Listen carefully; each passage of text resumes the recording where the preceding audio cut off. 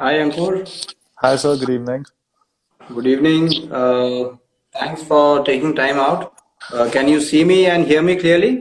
Hanji, sir. Thank you for inviting me on this platform. And yes, I can absolutely hear you. So let's get started. Ankur, so you just completed 5 years as a professional golfer, Hanji, but sir.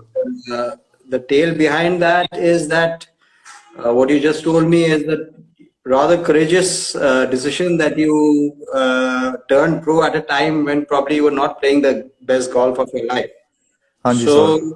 So, talk about that because how much deliberation did that take? Because it's Uh, a big jump. Hanji, sir. I mean, after I had a pretty good junior career and then amateur golf. I mean, my amateur career was pretty awful to say the least. I'd been struggling quite a bit. I mean, I was missing cuts, and I mean, the game wasn't really going anywhere, and it had just stagnated. So, I mean, it was basically my brother who kind of pushed me to take that plunge because he said, I mean, that's gonna be like a real test where you're gonna get to know if you are, cut for like profession for the professional ranks or so and he's like, you're gonna find a way to survive. There'll obviously have to be some things in the game you'll have to change or some the way you perceive the game, some things you'll have to change. So that was the main understanding behind it, and that's what led me to take that plunge. Even though I I believe I wasn't ready at the time to turn pro, but I did, and I guess it worked out all right in the end. No, no, of course. I mean, it's only when you're Yeah, pushed into the deep end that Hanji. you learn to swim. Yeah, no, I mean, what I'm trying to say is that like even as my first year on tour, I had a pretty bad start. I think I missed 7 cuts on the trot, and then there were a couple of tournaments which I didn't even enter because I just didn't feel I was ready for it. But then somehow I just kind of grinded it out, and just with some grit and with experience, I managed to do well in the last few events and keep my card. So in that Mm. way, I said that's what I meant when I said that it worked out all right. My decision to turn pro. No, no, yes, of course. Yeah, yeah. But tell me something. You were the number one junior for a while. Then, as Hanji you sir. said, your scores plunged and things didn't go the way you would have liked them to. So, how tough is it to pick yourself up and then make that jump? I mean, yeah, that was like that was a pretty tough time to be honest. I mean, there was a time where I could not even I wasn't able to break 80 in tournament golf when it came to amateurs, and even the first 2 years on the pro circuit was a bit of a struggle. But I mean, I just feel I just kept at it. And luckily for me, like my family's always been very supportive. There's never been any pressure from their side. They've always been with me through thick and thin. And I guess it was my mom and dad, my brother, who actually believed in me more than at the time I believed in myself. And I just kind of just persevered, and then the results started coming my way. Right. So, when you look back at these 5 years, what are the reflections like? So I would think the biggest turning point would be my top 5 finish in Cochin. That was, I think, so the second tournament of the 2018 season. And Mm. going into the back nine, I think I was tied third, and there was like the leaderboard right there after the 10th green, and I saw my name. I was just a couple of shots off the lead, and I saw my name. I tied third, and that's when I, realized that even with the limitations I have, I'm good enough to contend here and win, and not just play for survival or just to keep my card. So that's where I would say the mindset kind of changed, where I started believing that I'm here to win, to contend in more tournaments, and there's no reason why I can see my name right up there on the leaderboard going into the final day more often. So that is what actually it proves that every week has something in store in terms of learning. I mean that was what end Jan 2018, and Hanji, now yeah. we're about to end 2021. But that week has stayed with you ever since, and Hanji, I that I guess would say was like, I mean, that's what kind of changed my perception and my mindset about pro golf. And before that, it was just about, just grinding and just, trying, like, just finding a way to keep my card or, like, make the cut. But since then, just because even back then I wasn't like all that, I wasn't playing like really good golf or I wasn't technically very sound, but somehow just I managed to find a way to, get that top five finish. And it was kind of needed too, sometimes you need that one good week to just like, motivate you further. So that was required, and that's something I still hold pretty close to my heart. I remember I made like a 10-footer on the last to finish solo fifth. So that's something I hold pretty close to my heart. Yeah. So another interesting thing that you kind of we shared was that you've not met your coach Stephen Giuliano for the past for more than 2 years, and in this interim period, you've had some 4 or 5 top 10s. I think 4 top 10s. Hanji So sir, how has it been interacting over WhatsApp? I mean, luckily, like me and Steven had been working for about I mean, close a year and a half before the pandemic happened. So, like, I mean, so luckily he knew my tendencies pretty well, and that understanding was there. And so somehow we've managed to stay in touch on WhatsApp and coach now, and just do some of the Hmm. maintenance work. But yeah, it's been tough. I mean, it's like not having taken a proper golf lesson in 2 years. It's not easy, and something obviously I'm not used to. But Hmm. somehow we've managed to find a way. And only like I think it was the night before we actually had a little bit of a chat on WhatsApp, just talking about like the tournaments, like the tournaments that are coming up, and what kind of a mental space I am and how I'm preparing Hmm. for it.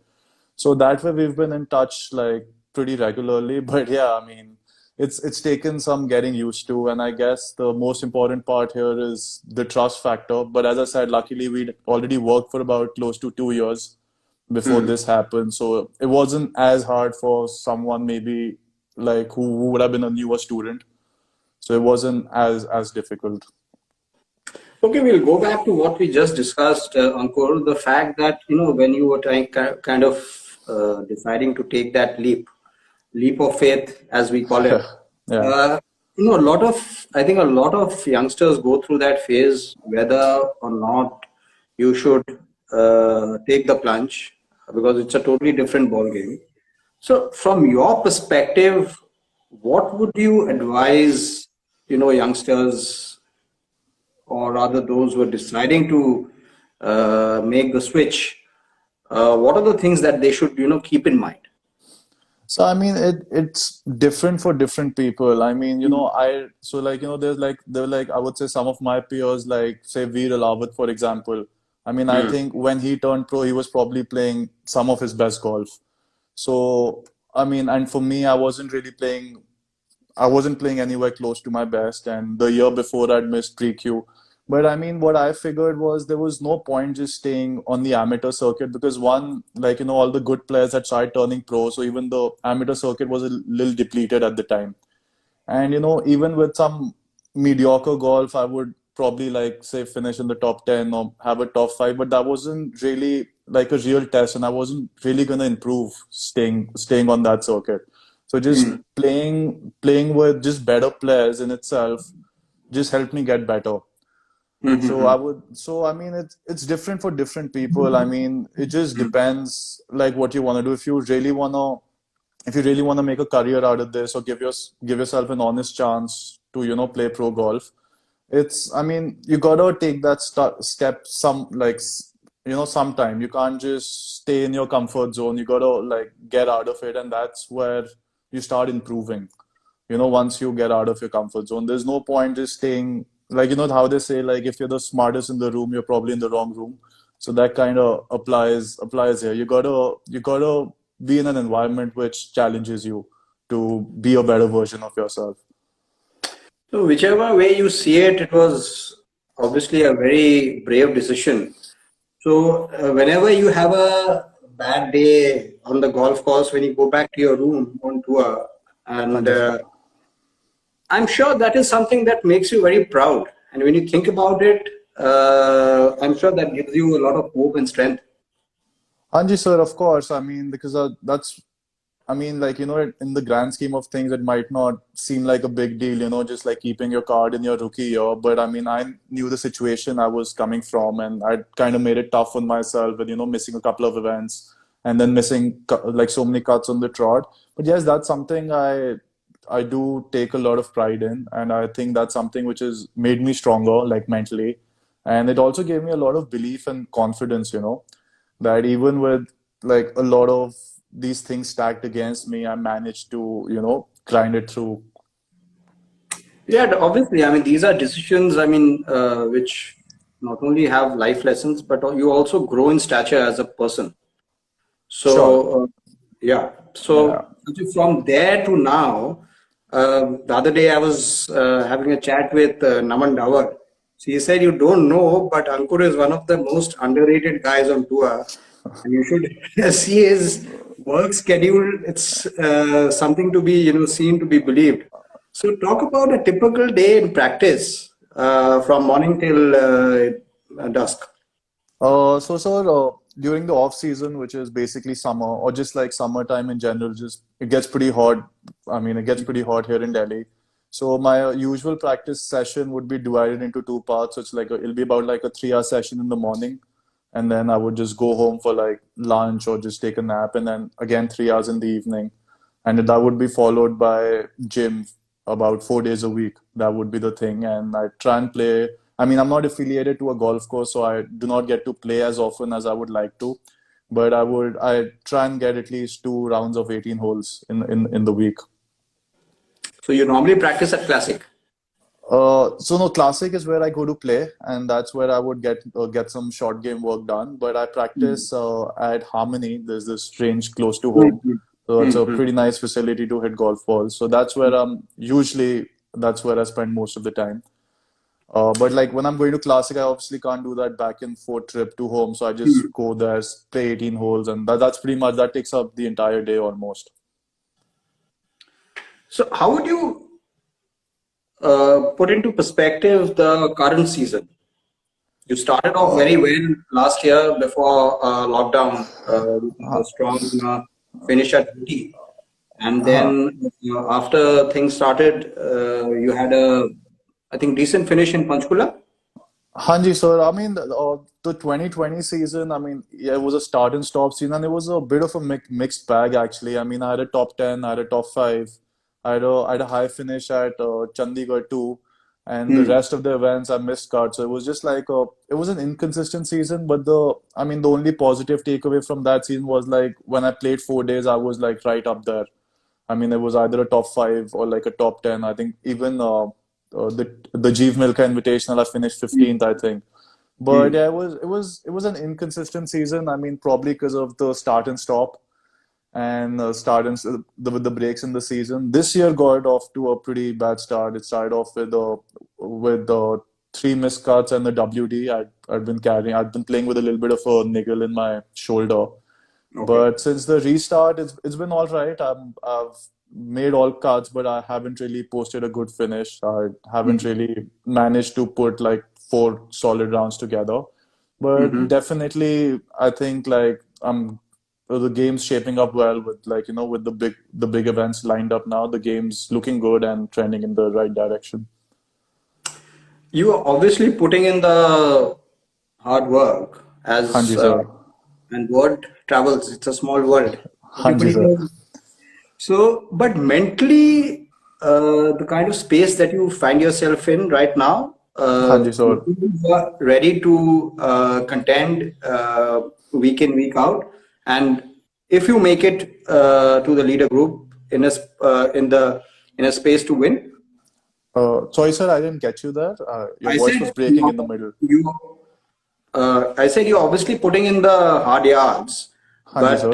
but in a mentally, are you ready to win on tour? Yes, sir. I mean, so mentally, I've been trying to like work on the mental side of things as well. I've actually always been someone who's been a little too hard on myself. So Hmm. that way, I'm trying to just stay a little more relaxed in the golf course and just try and start enjoying the game a little more. And talking about leader group, sir, obviously, I haven't played the leader group in a very long time. I don't think I've played the leader group in the pro ranks. It's always been I think the second leader group is the best Mm, I've done going mm, into the final day. Obviously, so some nerves are gonna be there, but I mean that's how you learn, right? I mean, you have to be exposed to that kind of environment.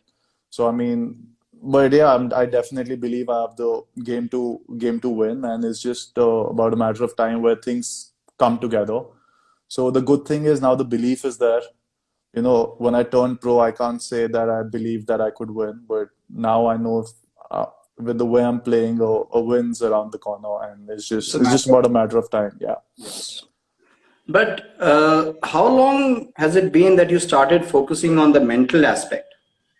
So the mental, I mean, it's been there on and off, but off late, it's been a more conscious and like a more religious effort to do that because, with like COVID and the way the season's been, you've Mm, obviously been mm, getting limited opportunities. So, I yes. just figured I was just kind of over trying and, like sometimes desperation was kicking in and, Mm, that just kind of that doesn't put you in a good space mentally. So, mm, I mean, there's just like, it was just about me acknowledging the kind of things that have been going on, like, about my just being in more in touch with my feelings and my emotions, like acknowledging them. And then mm, just trying to be a little more relaxed and just try and enjoy it. I mean, there are not a lot of people who get to play a sport for a living. So I'm just trying to just see like just be like just be more grateful, have a little more gratitude, and just being in a more positive and a relaxed mind frame. So that's mm. something I'm consciously looking to do and looking to change in myself. And the rest is just, I mean, you try and just control the controllables and forget about the factors you can't control. A lot of people are saying nice things about you. Degrad says best swing on tour. Sandy says Yeah. hardworking guy. Okay, now Hanji, Ankur, this working on the mental aspect, it works differently for different people. Hanji Uh, sir. आपको लगता है कि you've kind of benefited since the time you kind of started work on it consciously? So I mean, these are very little things, and these things take time. I mean, you can't really say like I would say I started doing this in the second wave when we had this break. The Mm, when the mm, second wave happened, that's mm, that's when I started actually thinking about it and started addressing it. I mean, these things take time, and I mean, although like these sound like simple things to do, but they're actually like the hardest to do and execute when you're out there like under the gun. yeah, So mm, and even with this it's a process. You can't say that I'm gonna be this way and then I'm gonna see results. It's just like an ongoing thing, and just every day, every tournament, you try and just manage your emotions a little better, manage adversity a little better, and then it's like slowly you just see the good effects of it. right. So, Ankur, the big events are around the corner. Hanji So, sir. we hope that your breakthrough comes through very soon. Who knows, maybe Jeeves event or the Tour Championship. Hanji So, sir, here, that would be a sweet way to end the season, yeah. definitely. So, Yeah. okay, what are your plans? You plan to go to Q School Asian Tour if it Hanji sir, happens? that's the plan. I mean, before COVID Is it happened, happening? I'm not too sure, sir. I'm gonna have to check up on that. As Okay. of now, the only updates have been on the resumption of the Uh-huh. Asian tour. So I Mm-hmm. haven't really followed up on that. And other thing which which I'm contemplating about is playing the All Thai tour maybe. It just all Okay. depends. Yeah, it Mhm. just depends how the Situation. COVID situation is, and because you want to keep playing tournaments. You don't want to be sitting at home for like a extended period of time. That doesn't Yeah. help you.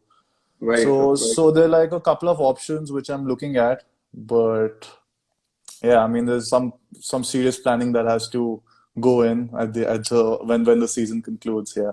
yeah. So yes, hoping that everything falls in place and Hanji sir. you get to celebrate your breakthrough very soon. Hanji sir. Thank you. All the Yeah. best, All right, sir. and Thank you. It was nice speaking to you. Yeah. thank you. Thank you. Thank you.